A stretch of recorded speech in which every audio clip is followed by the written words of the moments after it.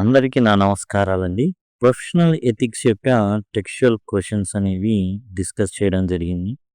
మీకు గనక textual questions కానివ్వండి, సమ్మరీ నోట్స్, పాఠ్యాంశాల యొక్క ఏవైతే పాఠ్యాంశాలు ఉన్నాయో ప్రొఫెషనల్ ఎథిక్స్ కానివ్వండి, వై స్టార్టప్ నీడ్స్, ఆ తర్వాత లీజర్ కానివ్వండి, బీ థ్యాంక్ఫుల్ కానివ్వండి, ఎమర్జింగ్ టెక్నాలజీస్ కానివ్వండి, ఫస్ట్ లెసన్ అయినటువంటి ద జనరేషన్ గ్యాప్ బెంజమిన్ ఎమ్స్బర్గ్ కానివ్వండి, వీటి యొక్క నోట్స్, టెక్స్చువల్ క్వెషన్స్కి ఆన్సర్స్ అండ్ సమ్మరీస్ కావాలి అనుకుంటే మీరు ఇక్కడ పొందొచ్చు. ఎట్లా మీరు యాక్సెస్ చేయొచ్చు అంటే ఈ వీడియో యొక్క డిస్క్రిప్షన్ మీకు ఈ విధంగా ఉంటుంది. డిస్క్రిప్షను ఇక్కడ imojo.in/jntuh అని ఉంటుంది. దాన్ని కనుక క్లిక్ చేస్తే మీకు ఈ విధంగా ఓపెన్ అవుతుంది. అక్కడ నుంచి మీరైతే పర్చేస్ చేయొచ్చు. లేదా సింపుల్గా ఏదైతే ఈ వీడియో మనం చెప్పుకుంటున్నామో దాన్ని ఏవైతే నోట్స్ ఉన్నో చూసుకుంటా జస్ట్ పాజ్ చేసుకొని రాసుకున్నా కానీ మీరు ఈజీగా దాని గురించి నేర్చుకోవచ్చు.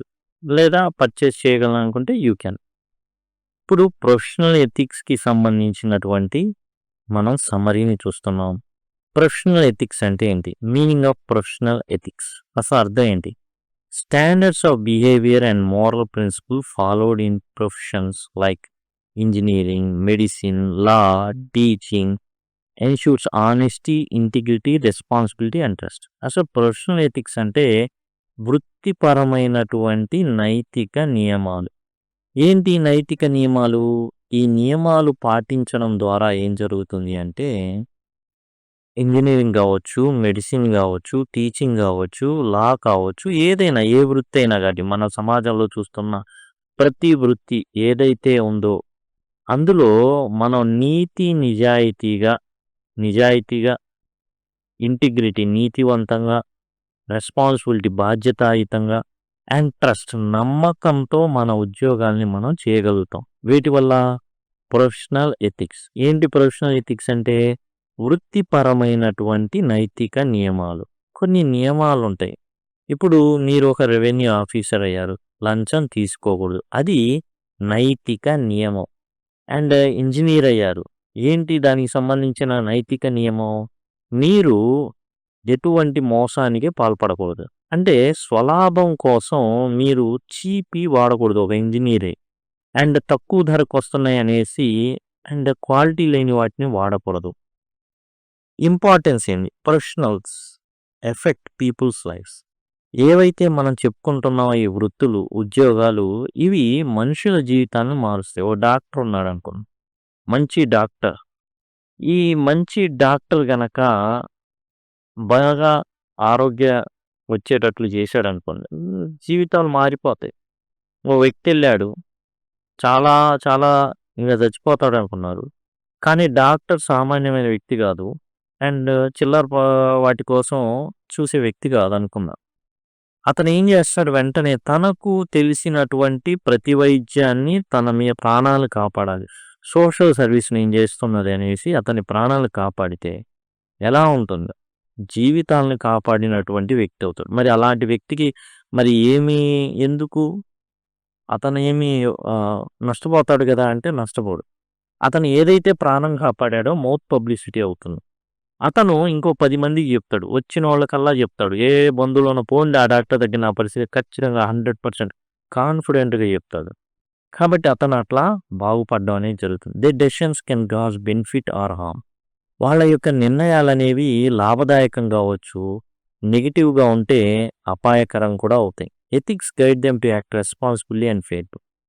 ఎథిక్స్ ఏం చేస్తాయి అంటే చాలా బాధ్యతాయుతంగా నడుచుకునేటట్లు చేస్తాయి, నిజాయితీగా నడుచుకునేటట్లు చేస్తాయి. ఒక డాక్టర్ ఉన్నాడు, బాధ్యతాయుతంగా నడుచుకోవడం అనేది చాలా చాలా ఇంపార్టెంట్. అనవసరమైన టెస్టులు రాయడు, అనవసరమైన మందులు ఇవ్వడు, ఏదైతే ఎంత ధరలో తక్కువలో అయిపోతుందో అది చూస్తాడు. అలానే ఇంజనీర్ అనవసరమైన ఖర్చులు పెట్టించడు. అనవసరంగా తాను ఏదైతే అనవసరమైనవి అంటే లేదా తక్కువవి, నకిలీవి, తన కాస్ట్ ఏదైనా కాంట్రాక్ట్ మాట్లాడుకుంటే ఏదైతే ఎంప్లాయర్ చాలా తక్కువకి చేయి అంటే అనవసరంగా ఏంటంటే క్వాలిటీని దెబ్బతీసే విధంగా ప్రవర్తించడం.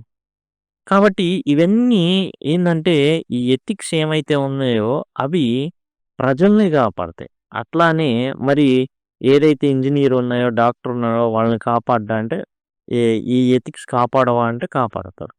ఓ డాక్టర్ ఉన్నాడు. ఎథిక్స్ ఉండవు. కానీ టాలెంట్ ఉంది. చాలా టాలెంట్ ఉంది. ఎంత టాలెంట్ అంటే అసలు సర్జరీ చేయగలడు. అద్భుతంగా చేయగలడు. ఒకే రోజు 10 సర్జరీలు చేయగలడు. కానీ అతను తాగొస్తాడనుకోండి. ఏం చేస్తాడు? హార్మే చేస్తాడు. ఖచ్చితంగా హాని చేస్తాడు. కాబట్టి కోర్ వాల్యూస్ కొన్నున్నాయి ఈ ప్రొఫెషనల్ ఎథిక్స్‌లో. ఏందంటే నిజాయితీ కలిగి ఉండడం, రెస్పాన్సిబిలిటీ ఉండడం, బాధ్యతాయుతంగా ప్రవర్తించడం. తాగిరాడు బాధ్యతున్నోడు. రెస్పెక్ట్, గౌరవం ఉంటుంది. ట్రస్ట్‌వర్తీనెస్, నమ్మకం, ట్రాన్స్‌పరెన్సీ ఏది చేసినా గానీ ఏం చేస్తాడు? అందరికీ తెలిసేలాగా ఏది చేశాడో పారదర్శకంగా ఉంటుంది అతని ప్రవర్తన. అకౌంటబిలిటీ అంటే ఏది చేసినా గానీ నేను నలుగురికి చెప్పుకోవాల్సొస్తుంది. ఈ జనాలకి నేను అకౌంటబుల్‌గా ఉండాలి. ఏదైనా గానీ నేను తర్వాత ఈ జనాల ముందు నన్ను పెడతారు గాబట్టి ముందు నుంచే నేను చాలా జాగ్రత్తగుండాలి అనేది ఉంటుంది. కాన్ఫిడెన్షియాలిటీ కొన్ని రహస్యంగా దాచిపెట్టాల్సుంటుంది. ముఖ్యంగా గవర్నమెంట్ సర్వీస్‌లో ఉన్నవాళ్ళు. ఎందుకు దాచిపెట్టాలి? సపోజ్ గవర్నమెంట్ ఒక పథకం రాబోతుంది. లేదా గవర్నమెంట్ కేంద్ర ప్రభుత్వం నుంచి ఒక ప్రపోజల్ వచ్చింది. ఏందంటే మీరు స్థలం ఏర్పాటు చేస్తే మేము మెడికల్ కాలేజ్ కడతాం. ఇప్పుడు ఆ న్యూస్‌ని ఒక అధికారి అయితే కాన్ఫిడెన్షియల్‌గా ఉంచాలి. ఎక్కడ వస్తుంది ఏంటని. లేకపోతే ఏం జరుగుతుంది? సపోజ్ అతనే ఒక అవినీతి పరుడు అనుకోని. పలానా ఎక్స్ అనే చోట ఇది వస్తుంది కాబట్టి మెడికల్ కాలేజీ. పక్కనున్న ప్లేసెస్ అన్నీ పెరిగిపోతాయి కాబట్టి ముందస్తుగా నేను కొనిపడేస్తా. లేదా తన యొక్క అనుయాయులు, బంధువులు అందరి చేత ఆ ప్లేస్‌లన్నీ మొత్తం కొనేసేటట్టు చేస్తాను. అందుకని కాన్ఫిడెన్షియాలిటీ ఉండాలి. అది ఏమవుతుంది? నమ్మకాన్ని దెబ్బతీస్తుంది. ఆబ్జెక్టివిటీ అంటే స్పష్టత. తనకి ఏది కావాలో, ఏది ఫుల్‌ఫిల్ కావాలో దాన్ని ఏందంటే దాని వైపే చూసుకోవడం. అంటే ప్రతి దానికి లొంగకుండా లక్ష్యం వైపే వెళ్ళడం. లాయల్టీ విశ్వాసపరుడై ఉంటాడు. ఒబీడియన్స్ టు ద లా చట్టానికి ఏమవుతాడంటే ఒబీడియన్స్ చూపిస్తాడు. విధేయత చూపిస్తాడు. కోర్టులు ఉంటాయి. చాలా కేసులు ఉంటాయి. చేయమని చెప్తాయి. కొంతమంది అధికారులు యాజ్ ఇట్ ఈజ్‌గా చేస్తారు. కొంతమంది ఏం పీక్కుంటావు పీక్కు అంటారు. నిజంగానే వీళ్ళేం చేస్తారు న్యాయ వ్యవస్థ వాళ్ళని పీకి పడేస్తుంది. పక్క పడేస్తుందనమాట. అలా ఉంటారు. నువ్వేమైనా చేసుకో అనేసి అంతే అంటారులే వాళ్ళు అని. న్యాయ వ్యవస్థ ఏం చేసింది ఇతని ఉద్యోగం నుంచి పీకి పడేస్తుంది. అలా కొంతమంది అధికారులు ఉన్నారనమాట. ఇక ఇంజినీరింగ్ ఎథిక్స్ గురించి మనం మాట్లాడుకుంటున్నాం. Engineers must prioritise public safety. Engineers అంటే బ్రిడ్జిలు కట్టాలి. అండ్ బిల్డింగ్స్ కట్టాలి. మెషిన్స్‌ని తయారు చేయాలి. వాళ్ళు తయారు చేసేటప్పుడు, కట్టేటప్పుడు ఉండాల్సినటువంటి ఏకైక లక్ష్యం ఏంటంటే జనాలకి ఇది ఇబ్బంది కాకూడదు. వాళ్ళ హెల్త్‌ని, వెల్త్‌ని, వెల్‌ఫేర్‌ని ఇది కాపాడేటటువంటి పరిస్థితులు కలగజేయాలే తప్ప డేంజరస్ పొజిషన్‌లో ఇది పెట్టకూడదు. They should not cut corners. వాళ్ళు ఏదో రూ. 1,00,000 బిడ్డేస్తా దాన్ని 20,000లోనో, 30,000లోనో కంప్లీట్ చేద్దాం. అందరం పంచుకుందాం. ఇట్లాంటివి ఉన్నాయనుకోండి చాలా కష్టం అనమాట. ఫాల్సిఫై డేటా ఏదైతే డేటా ఉందో దాన్ని తప్పుగా ఇవ్వడం. Or work outside their expertise. తనకు తెలియని దాన్ని నాకు తెలుసని చేయడం. అయన్నీ కూడా చాలా ఇబ్బందికర పరిస్థితులనైతే లేవదీస్తాయి. అది నైతికతని క్వెషన్ చేస్తుంది. సరే ఒక కోడ్ అయితే ఉంది. ప్రవర్తన నియమావళి అయితే ఉంది. దాన్ని మరి ఎవరు అమలు పరుస్తారు? Codes of ethics are set by professional bodies like engineering council అని ఉంటుంది. మెడికల్ కౌన్సిల్ ఉంటుంది. బార్ అసోసియేషన్ ఉంటుంది. ఇవి ఏం చేస్తాయంటే లైసెన్స్‌ని ప్రొవైడ్ చేయడం అనేది జరుగుతుంది. ఇవి ఇప్పుడు ఇంజినీరింగ్ కౌన్సిల్ ఉంది. ఏదైనా బ్రిడ్జ్ కూలిపోయిందంటే ఆ వ్యక్తి యొక్క లైసెన్స్‌ని రద్దు చేస్తుంది. మెడికల్ కౌన్సిల్ ఉంది. ఎవరైనా వ్యక్తి ప్రాణానికి ప్రాణం పోయేటట్టు నిర్లక్ష్యంగా ప్రాణం పోనప్పటికీ కూడా నిర్లక్ష్యంగా గనక వ్యవహరిస్తే కంప్లెయింట్లుంటే ఆ డాక్టర్ యొక్క లైసెన్స్‌ని ఏం చేస్తుందంటే రద్దు చేస్తుంది. అలానే బార్ అసోసియేషన్. ఎవరైనా ఈ బార్ అసోసియేషన్ సపోజ్ ఒక తీవ్రవాది ఉన్నాడనుకోండి. అతని వైపు ఎవరు ఎళ్ళకూడదని తీర్మానిస్తే ఎవరెళ్ళరు.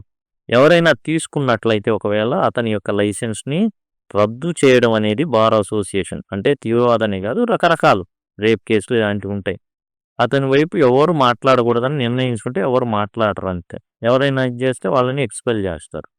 Violations can lead to licence cancellation, licence తీసేయడం, పెనాల్టీస్ వేస్తారు, ఆ సంఘంలో నుంచి వాళ్ళని వెలేస్తారు. అండ్ కొన్నిసార్లు ఏదైనా మామూలుగా కొన్ని ఉంటాయి, రీట్రైనింగ్ అనేది ఇవ్వడం అయితే జరుగుతుంది. ఎథికల్ డైలమాస్ కొన్ని ఉంటాయి. ఏంటి ఎథికల్ డైలమాస్? మనం చేయాల్సిందేమో సేవ సమాజానికి, ఒక ఇంజనీర్గా, డాక్టర్గా, టీచర్గా. అయితే మన పైన ఎవరుంటారు? ఎంప్లాయర్, ఉద్యోగం ఇచ్చే వ్యక్తి ఉంటాడు. ఈ వ్యక్తి ఏం చెప్తాడంటే డాక్టర్కి అయితే, అరే వచ్చే పేషెంట్ దగ్గర ఎవరైనా సరే మినిమం ₹1,00,000 కాజేయి వాడి దగ్గర, టెస్టులు రాయి, అవసరం లేని మందులు రాయి, వాడికి ఏదో ఒకటి చెప్పు, 4-5 సార్లు వచ్చేటట్టు చూడు అని చెప్తాడు. కానీ డాక్టర్గా అతనికి సోషల్ సర్వీస్ మైండ్ సెట్ ఉందనుకోండి, డైలమాలో పడిపోతారు. జీతం ఇచ్చేదేమో ఎంప్లాయర్, ఉద్యోగంలో పెట్టినాడు. ఉద్యోగంలో పెట్టినోడు ఏమన్నా నెలకు ₹1,00,000, వాడు వచ్చిన ప్రతోడి దగ్గర 1,00,000 గుంజు. ఎందుకంటే నేను నీకు మరి 3,00,000 ఇస్తున్నాను నెలకి, కనీసం నువ్వు ముగ్గురిని పట్టుకోకపోతే ఎట్లా, నీ ఎట్లా వసూలు అవుతాయి అనుకున్నావు అని చెప్తాడు వాడి కారణాలు వాడు. రిపోర్టింగ్ ఫ్లాస్ ఇన్ సాఫ్ట్వేర్, ఇంకా సాఫ్ట్వేర్ ఇంజనీర్ అయితే ఏం చేస్తాడంటే వెంటనే రేపటికల్లా ఇచ్చేయాలి. అందులో కొన్ని తప్పులు ఉన్నాయి, సాఫ్ట్వేర్ సరిగా పనిచేయదు, ఎక్కడో ఒక చోట ఒక సిచ్యువేషన్లో దెబ్బేసిద్ది, చెప్పకుండా అయిపోయిందని ఇచ్చేయడం. ఏం జరుగుతుంది తర్వాత? తీసుకున్న కస్టమర్ నష్టపోతాడు. డాక్టర్ దగ్గర అయితే వచ్చిన రోగి నష్టపోతాడు. అట్లానే ఇంజనీర్ అయితే ఆ కన్స్ట్రక్షన్ కూలితే వందల సంఖ్యలో చనిపోవచ్చు. కరెక్ట్ చాయిస్ ఏంటంటే పబ్లిక్ ఇంట్రెస్ట్ని కాపాడాలి. చెప్తాడు డైరెక్టర్, ఎవరైతే హాస్పిటల్ డైరెక్టర్ ఉన్నాడో ఇంత గుంజాలి అవన్నీ చెప్తాడు, కానీ మనం వినకూడదు. మధ్య మార్గంగా కరెక్ట్ అయిందే చూస్ చేసుకోవాలి. మధ్య మార్గం అని వీడికి లాభాలు తెస్తా, ఇటు పబ్లిక్ ఇంట్రెస్ట్ అని కాదు. కాకపోతే ఏంటంటే ఏది కరెక్ట్, కొన్ని బెనిఫిట్ ఆఫ్ ది డౌట్ ఉంటే మనం ఏం చేయాలి అంటే దాని ప్రకారం పబ్లిక్ ఇంట్రెస్ట్ అనేది ప్రైమరీగా పెట్టుకోవాలి. ప్రైమరీగా పెట్టుకొని పబ్లిక్ ఇంట్రెస్ట్ని మనం ఆ విధంగా మూవ్ అవ్వాల్సి ఉంటుంది. జనరల్గా అయితే ఏం జరుగుతుంది, ఒకవేళ పబ్లిక్ ఇంట్రెస్ట్ గనక మనం తీసుకోకపోతే, పబ్లిక్లో మన పట్ల ఏదైనా మంచి సహృద్భావ వాతావరణం కనుక కోల్పోయినట్లయితే మనం తర్వాత ఇబ్బంది పడతాం. హాస్పిటల్ అనుకోండి, కోల్పోతే దానికి రారిక ముద్ర పడిపోద్ది, అదే అమ్మో లాగుతారని డబ్బులు అనేసి. ఇంజనీర్ వాడికి వల్ల కాదండి, వాడి 4-5 కూల్చాడు, వాడికి ఇవ్వద్దు అంటాం, బ్లాక్ లిస్ట్లో పెడతారు, అవన్నీ ఉంటాయి, లైసెన్స్ తీసేస్తారు, ఇలాంటివి ఉంటాయి. Whistle blowing, reporting misconduct or unsafe practices. ఇంకోటి ప్రొఫెషనల్ ఎథిక్స్లో విజిల్ బ్లోయింగ్ ఒకటి ఉంటుంది. ఇది ముఖ్యంగా కార్పొరేట్ స్ట్రక్చర్లో విజిల్ బ్లోయింగ్ అనేది ఉంటుంది. అంటే పనిచేసేటటువంటి ఎంప్లాయీకి అందులో ఉన్నటువంటి లోటుపాట్లన్నీ తెలుస్తాయి. అదే గవర్నమెంట్లో జరిగే వాటిని చేయకుండా కాన్ఫిడెన్షియాలిటీగా ఉంచాలంటారు. అదే ప్రైవేట్లో అయితే మాత్రం విజిల్ బ్లోయింగ్ ఉంటుంది అనమాట. అంటే ఏంటంటే ఈ విజిల్ బ్లోయింగ్ ఎవరైనా ఒకడు మొత్తం ఆ వ్యవస్థలో జరిగే దారుణాలన్నిటిని బయట పెడతాడు. జనరల్గా అలాంటి వాళ్ళని చంపేస్తూ ఉంటారు కార్పొరేట్ స్ట్రక్చర్లో. ఇది చాలా రిస్కీ వన్ ప్రొఫెషనల్స్కి. Laws protect whistle blowers in many countries. చాలా దేశాల్లో విజిల్ బ్లోవర్స్ ప్రొటెక్షన్ అనేది ఉంటుంది. ఎవడైనా సరే ఓ కంపెనీ గురించి చెబితే వాడిని వేరే దేశంలో పెట్టైనా కాపాడుకుంటారు వేరే దేశాలు. మన వాళ్ళు మాత్రం డైరెక్ట్గా వాడి అడ్రస్తో సహా ఎక్కడ ఉంటుంది అందరికీ తెలిసిపోతుంది, ఈడు చెప్పాడు, పలానాది చెప్పాడు, పలానాడు చెప్పాడు. మన దగ్గర కొంచెం కష్టంగా ఉంది ఈ విజిల్ బ్లోవర్, కాకపోతే రాను మంచి చట్టాలు అనేవి రానున్నాయి. రెస్పాన్సిబిలిటీ టు సొసైటీ, మనం సొసైటీ పట్ల ఏంటంటే కొంచెం బాధ్యతాయుతంగా, ఎందుకంటే మనం కూడా సొసైటీలో ఉన్నాం, మనం కూడా ఇల్లు కట్టుకోవాలి. ఇంజనీర్ సరే ఓ డాక్టర్ ఉన్నాడు, అతనికి ఇల్లు కావాలి, ఇల్లు కట్టుకోవాలి. సరైన ఇంజనీర్ దొరకకపోతే అతను కూడా సర్జరీలు చేయించుకోడు, తాను చేసుకోలేడుగా.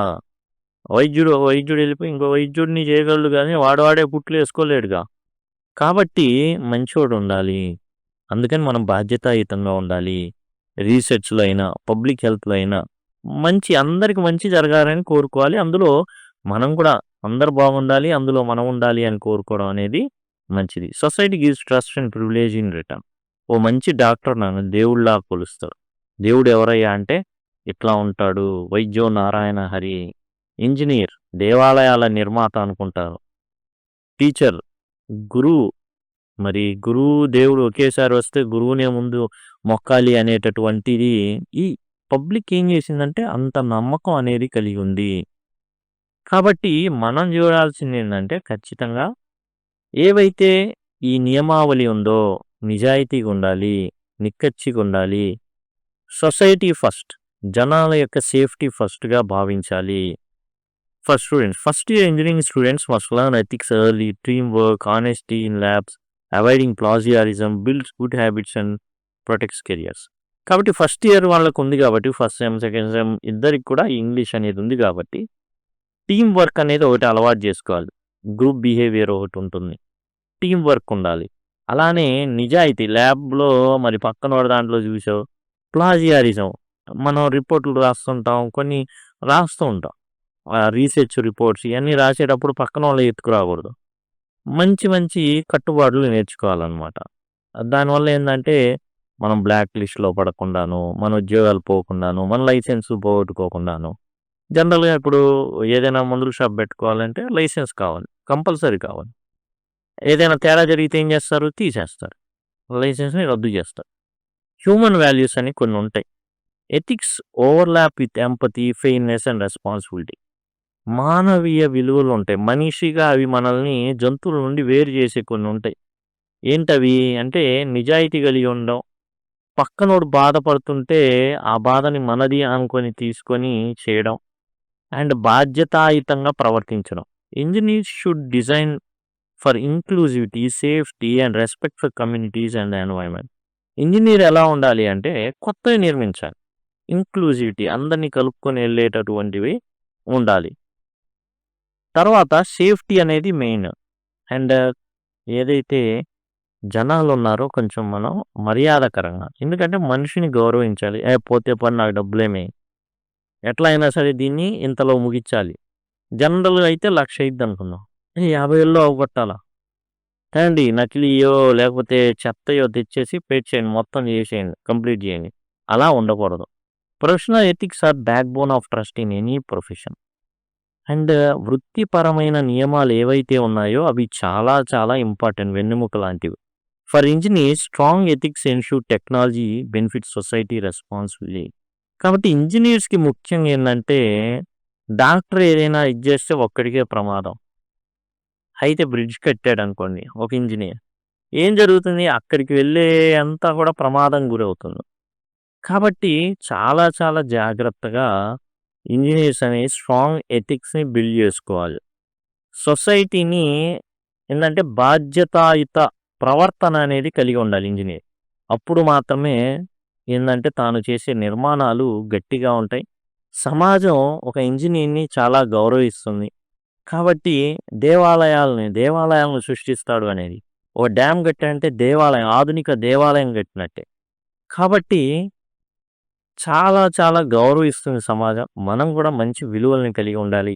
ఆ విలువలే ఈ వృత్తిపర నైతిక నియమాలన్నమాట.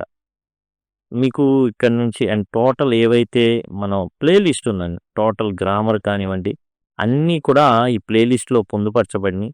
అండ్ యాజ్ వెల్ యాజ్ ప్లేలిస్టే కాదు, అండ్ సింపుల్గా మీరు రాసుకోకుండా, అంటే స్క్రీన్ వైపు చూసి రాసుకోకుండా సింపుల్గా మీకు పీడిఎఫ్ అయితే రూపొందించబడింది. సింపుల్గా మీరు డిస్క్రిప్షన్లోకి వెళ్ళి, అదిగోండి డిస్క్రిప్షన్లో ఈ విధంగానే కనబడతా ఉంటుంది, JNTUH అని, imojo.in JNTUH అని క్లిక్ చేస్తే ఈ విధంగా ఓపెన్ అవుతుంది. అక్కడ నుంచి పర్చేస్ చేసుకోవచ్చు, లేదా స్క్రీన్ పాస్ చేసుకొని రాసుకోవచ్చు. కాబట్టి ఆ విషయాన్ని గమనించండి. అండ్ ఇప్పుడు మీరు టోటల్ ఈ ప్లేలిస్ట్ని పొందాలి అనుకుంటే సింపుల్గా మీకు ఆల్రెడీ ఐకార్డ్స్ అని ఇలా వచ్చి ఉంటాయి. లింక్ అని కనుక కామెంట్ సెక్షన్లో అడిగినా నేను ఖచ్చితంగా మీకు ఈ ప్లేలిస్ట్ లింక్ని మీకు ప్రొవైడ్ చేయడం అయితే జరుగుతుంది. Thanks a lot.